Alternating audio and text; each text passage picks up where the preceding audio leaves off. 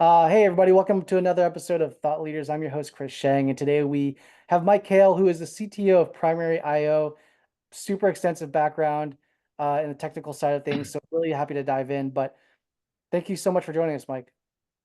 Thank you all for having me.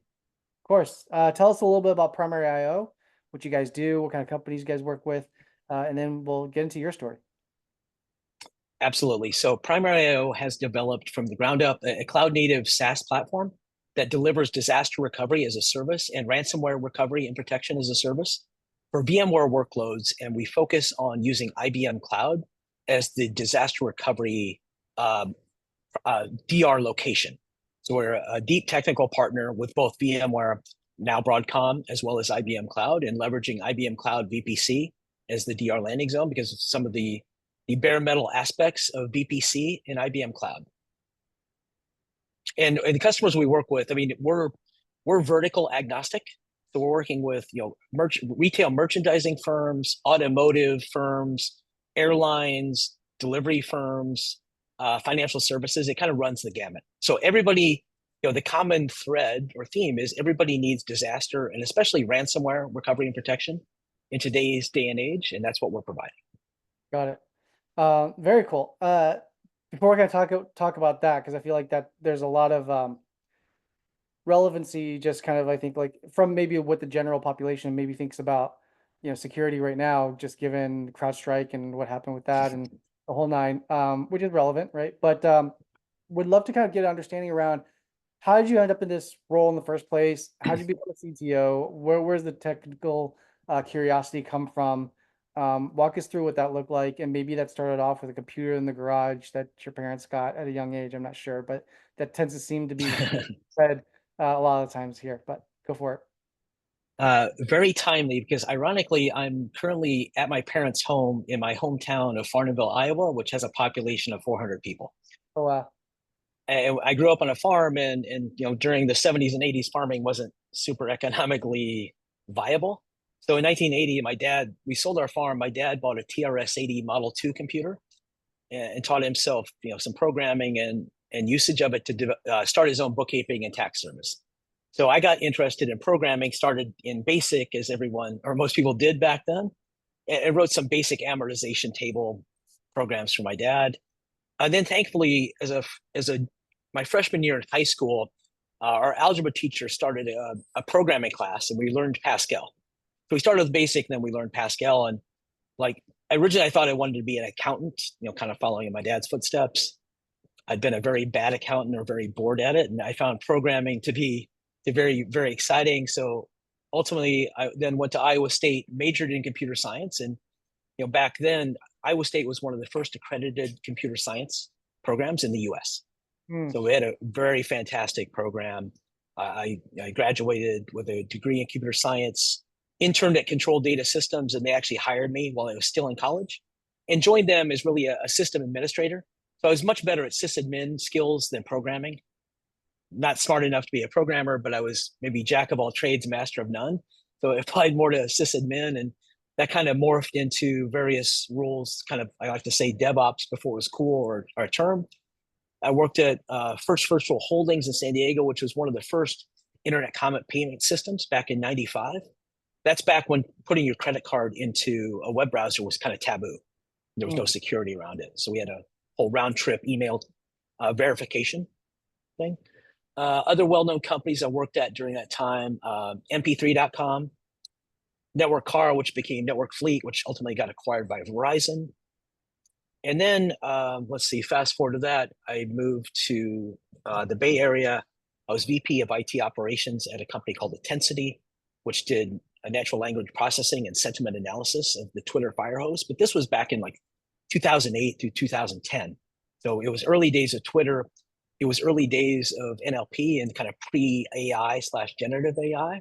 Hmm. And then as I evolved my career, I moved up from an individual contributor, became VP of IT Ops at Netflix, and then CIO and SVP of infrastructure at Yahoo. Then I did my own cybersecurity startup focused on kind of shift left security and kind of security analysis as a service. I did private equity tech diligence for a myriad of companies. I was CTO for a while of Everest.org, which is in the Ethereum blockchain digital identity space, and they're still going strong. And then I joined PrimaryIO as a CTO in April of 22. Like I said, Gotcha. maybe jack of all trades, master of none, but that's kind of the fast version of my career history and kind of evolution. Very cool. Thanks for doing that. Thanks for walking us through it. I'm curious, I kind of want to go back still a little bit in time. Like you mentioned from individual contributor to becoming like a VP of IT operations at a few companies. But that was back maybe around 10, looks like 10, 15 years ago, back in like 2000, 2008 or so. 2009, right? So when you made that switch, right, I think you go from individual contributor to becoming like a leader, somebody who's managing now teams. What was that shift like? Because I feel like everybody goes through a different epiphany, I guess, of sorts, to understand what the skill set is needed to level up in that way, to go from IC to then senior leadership. So what did that look like for you? And outside of that awareness of what you needed to, level up in terms of like maybe interpersonal skills or how you communicated, is there anything that you went to improve upon those skills conscientiously? Yeah. So for me, it was kind of a two-pronged decision. First of all, I realized like at some point I'm gonna be older like I am now and didn't want to be on call 24/7. That wasn't sustainable. Like Yeah, not something anybody probably really enjoys. But outside of that selfish reason, I also wanted to evolve myself from being like thinking I was the person or the brilliant jerk and figuring out how to like enable other people and really evolving my personality for thinking I had to do everything through hiring smarter people than me, enabling them and providing more of a strategic vision. And luckily I worked with, over the years, I kind of reflected back on the people I worked with that were in those roles and what were their traits and how could I start to emulate them. And then I also read a few really good books about like culture of companies, how to run teams, and to develop my own style around that. I didn't want to like follow any specific recipe, but I used it as a framework, and then tried to rapidly evolve as much as possible to deliver that. got it. What would you say were some of the skills that you were aware of, or ultimately maybe back in looking in hindsight now, that you developed that pushed your comfort zone a little bit, but was definitely a prerequisite for you to to go further and advance in your career? The first was to be comfortable or less uncomfortable in public speaking, whether that's internal or external.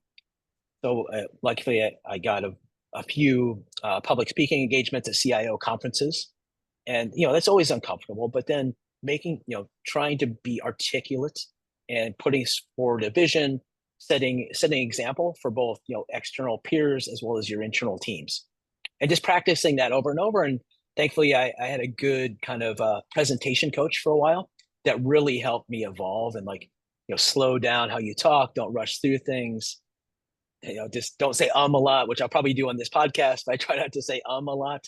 Just common sense, but having a coach of any sort or any discipline really helps you evolve and learn new skills and maintain those skills and good habits. Yeah. How much of going off and then doing your own startup, being a founder, uh, how much of that experience do you feel like has impacted part of your DNA today? Like, because obviously going in as a co-founder, whether you're the technical or the non-technical person, despite whether you guys are relegated to certain roles in theory, you guys still are wearing probably a dozen hats each that are outside of what your primary title is. And so, what were some of those experiences like, or what were some of the things that you picked up along that way from the entrepreneurial side that you may or may not have expected going into it, that also added to maybe that toolkit that you have now? Yeah, thankfully going in, I advised several startups, so I had a good idea what I was getting into. But until you're in the throes of it, you really don't appreciate the stress and constant firefighting and just everything, like you said, all the multiple hats you have to wear and everything you have to think of until it's your baby. And once that's, you have to be extremely resilient. You can't have too high of highs and too low of lows. Otherwise, you'll spin yourself into a frenzy and probably not be great for the company. So it's really about being even keeled and then always presenting the best possible light to the team members, whether that light is bright or dark at the given time.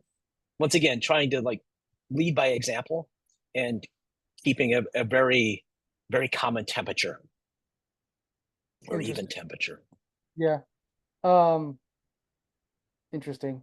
And how, I guess, like, when you're going through that venture and still having exposure to it, like there's that common ideology of like getting to product market fit. Was that something you guys knew going into it before you made that jump and took the risk that you're building something that there was a market for, or did you still have to go through that discovery process and then figure it out? Because that's typically what creates a lot of the stresses for, I think, a lot of like unseasoned entrepreneurs, is like they're going in, usually solving hopefully, but like solving a pain point that they're existing through their current domain of expertise, and then they try to go and solve for it. But curious as to how you discovered what that solution was. 100% we knew going in that we were solving a very clear and prescient problem. But still, you don't want to have blinders on. You still have to kind of tweak and tune your product market fit by meeting with as many potential customers and getting as much input as possible and not over indexing on one given company or person's input. So you have to have conviction about your idea going in, because if you don't have conviction about your idea going in or product market fit, you don't have product market fit and you probably never will. But product market fit is never done. Mm-hmm. It's always evolving, like because you want to expand your product in the market.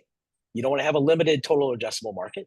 How do I expand that once I have the initial landing customers? Absolutely.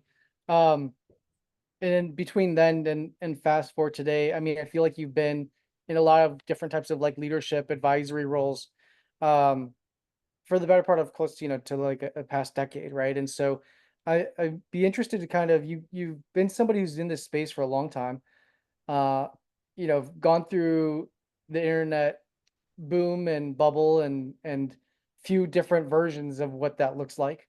Um, what have been some of the things that, maybe that surprised you or doesn't surprise you around some of these like overhyped technologies, or just the hype in technology in general, as somebody who maybe sees it like it's been there for 10 years and now we're only seeing the commercialization of it, or a larger audience adoption of some kind of technology.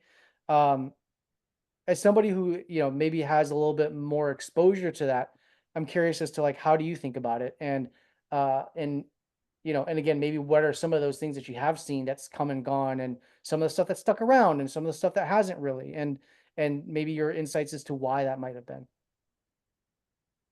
I think you can name probably any technology related to the internet, and it's been repackaged over and over again and Yeah. called some different term. Yeah. You know, if you go back to the mid '90s, I think it was Sun that said the network is the computer. What does that mean? Cloud. And there's no, back to edge computing, and there's no perimeter. So that evolved into, cloud computing. And then on the security front, you've had, antivirus, now endpoint detection and response, but they all kind of solve the same thing. It's just maybe a bit tuned and tweaked and repackaged. But unfortunately, related to that, we still have the same challenges. We still have cybersecurity threats that are continuously evolving, hitting endpoints, and I won't ambulance chase on the CrowdStrike issue right now. Um, and then related to cloud computing, I still think we're in the early innings of cloud migration. There's still a massive amount of on-prem estates, especially because we're focused on VMware protection currently. We'll expand out of that, but that's what we started with. The number of on-prem VMware deployments is still massive, which I think, that's why Broadcom acquired them. They saw the value in that. And that's the crown jewels, meaning vSphere. So, but those workloads will eventually migrate to cloud, maybe not all of them, but I think cloud computing is still the future. And this whole, I posted a LinkedIn article today about data, cloud repatriation. I said, no, this like cloud repatriation only happens if you did not have a very measured and strategic approach to migration in the first place. If you did lift and shift of your monolithic app to cloud, yeah, your bill is going to be higher, performance is probably less because you did not have good discipline around that. Interesting. So Got it. I've heard that a few times before from other uh leaders in this space talking about that too, where we're still kind of like in the infancy stages of cloud computing specifically. Interesting. I mean, and I mean, I feel like we're more familiar with the idea of what that is, but I think again, the full migration to it is still like we're still like only, baby steps into that. yeah, Um, 100% agreed.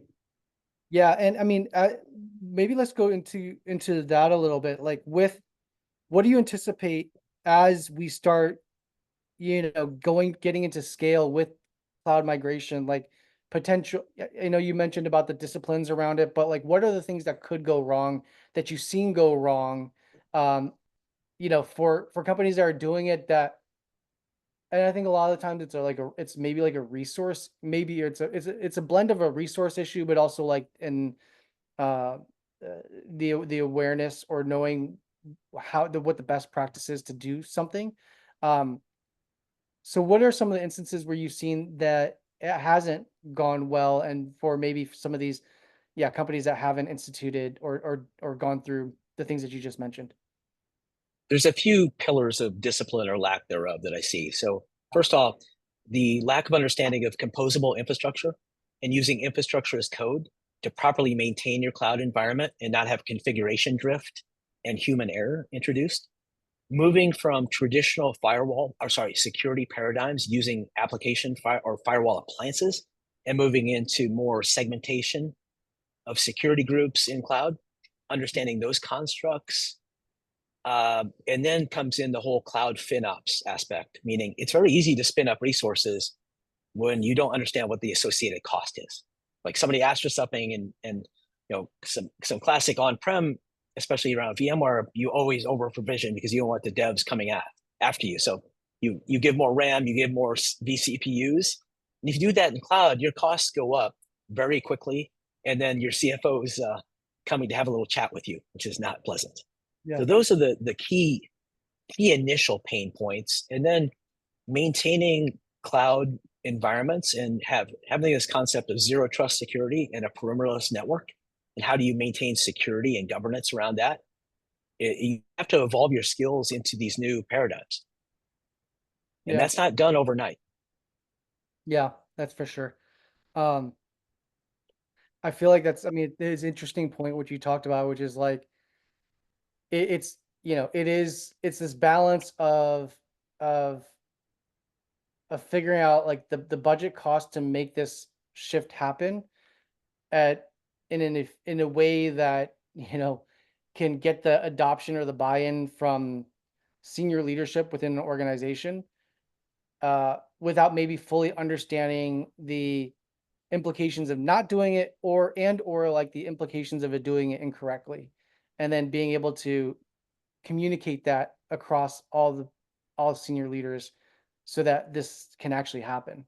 Um, yeah, seems like And you're also good. understanding the shift from CapEx to OpEx Yeah, and the benefits of cloud scalability, meaning on-demand provisioning, elasticity. And you cannot do that in a data center. You yeah, cannot rack and stack gear and expand, your 10 megawatt data center to 20 megawatts overnight. And so there's some there's some cost savings or benefits to the company around that. That's always it's often hard to articulate and yeah, communicate. So I think coming up with kind of this cloud economic model showing, okay, we've moved from CapEx to OpEx. Here's the kind of offset from the increased agility and the ability to adapt and meet our customers' needs. yeah, So it's not just pure dollars and cents. exactly. There's some soft savings or soft benefits. Yep, yep. And I feel like that in and of itself is, and I don't know how much of the past 10 years has been trying to take what you already know to be true and figuring out the different ways to articulated to different people or different types of people. I feel like that's kind of like when you get to the later parts of your career, that's really the core of it, is like it's not even about what best practices or like what the, what are the top 3, 5 things to implement or institute. It's more so of like how do you then communicate it to the different people to get the buy-in for it. How much of that do you feel like is part of your job nowadays? Yeah, the whole cloud FinOps whisperer is definitely a skill set that Yeah, evolves. yeah, interesting.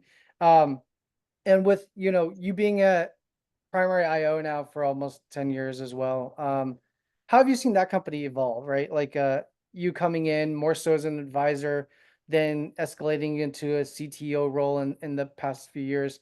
Um, what was the shift there? How did you come in originally? What propelled you or motivated you to then actually stick around and take on a leadership role there?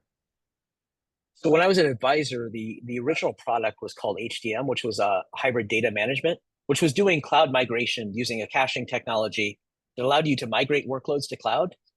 So you could migrate it kind of in place, or let's call it warm or hot, using the caching technology. So you didn't have to incur a bunch of downtime. As that product evolved, we looked into data protection as a whole and decided to do a proper software as a service platform. So we developed ProtectIO, our disaster recovery as a service platform, in IBM Cloud as a cloud native offering from the ground up. Hmm, So that excited me to develop some new offering that I had full, carte blanche say in.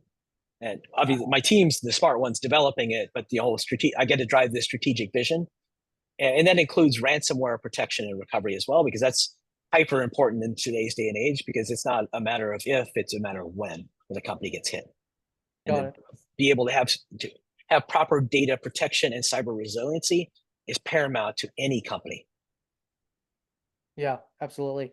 Um, the idea of ransomware is also is as somebody who's not necessarily a technical founder or just a technical person, but the idea of ransomware has always piqued my curiosity in terms of as fast as we're moving on the positive direction, in terms of like why people are advancing certain technologies. There's also the bad actors that you're seeing advancing very quickly on the opposite end of that spectrum.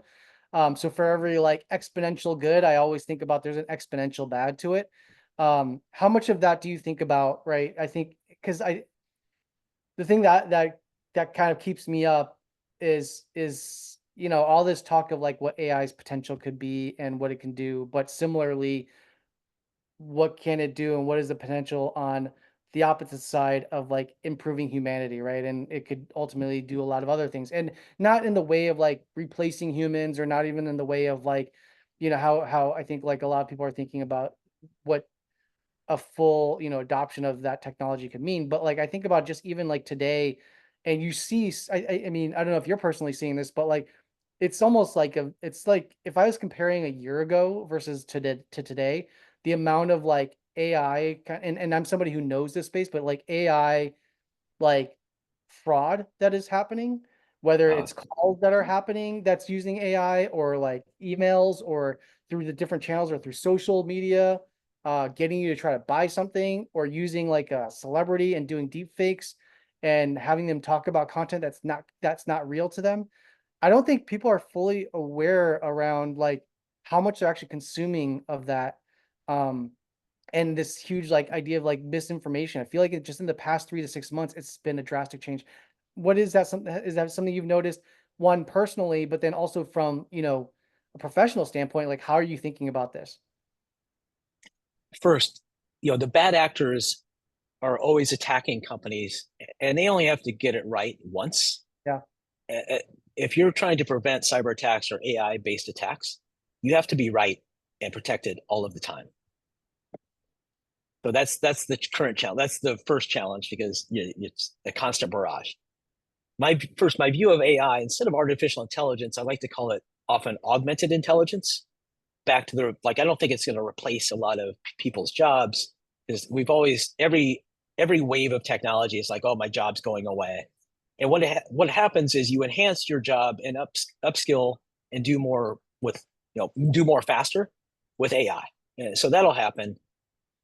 This whole rapid acceleration of deep fakes and prompt engineering injection attacks, super scary. If somebody gets into chat gpt or claude AI or grok's playground and starts injecting things in, or incorrect answers or biased answers, whatever the case may be, or nefarious answers, that's a big problem. So I think there's going to be a whole now cybersecurity sector around AI protection. So Yeah. you'll see cybersecurity field, back to my thing about expanding the TAM, cybersecurity's TAM will continue to expand. But once again, the bad actors are unfortunately always ahead of the good. And how Interesting. do we got to level that playing field, and hopefully we can use AI to combat AI. Yeah. Yeah. Yeah. Uh, it's a Pandora's box, I feel like, that you kind of like open up once we're going into that. That being said, we're kind of up on time, but I want to kind of just get one more thread out of you, which is, whether that's personal or professional, where's your next set of passions lie? What are the things that's kind of picking at your brain?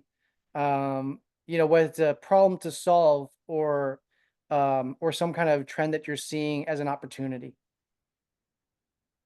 It's definitely in the AI space, because thankfully I'm an angel investor and advisor to at least a couple AI based more than a couple based AI companies. Like, one of them is focused on privacy, meaning like they have a private GPT version, so you don't leak PII and PCI and HIPAA data using Chat GPT. The Yeah. other one's focused, I called it kind of back in the day of Hadoop for big data. So they're kind of providing the picks and shovels for generative AI and proper tooling and governance around generative AI deployments. And then in our own product, trying to get ahead of, because we're in the data path of disaster recovery protection, doing block level replication, we want to have an early detection, early warning detection system. Because if we see the block signature change or encryption algorithms changing or any anomalies, we want to alert the customer earlier. They still Mhm. may be infected, but at least if you can catch that early, then your likelihood of being able to properly recover early and not paying a ransom and being down for days or weeks or months is much less. Mhm. So that's what excites me and kind of what I see the main opportunities going forward. Very cool. On that note, I want to say thank you so much for taking the time. This is super interesting. A lot of great insights. Appreciate you sharing your journey. Thank you once again for having me.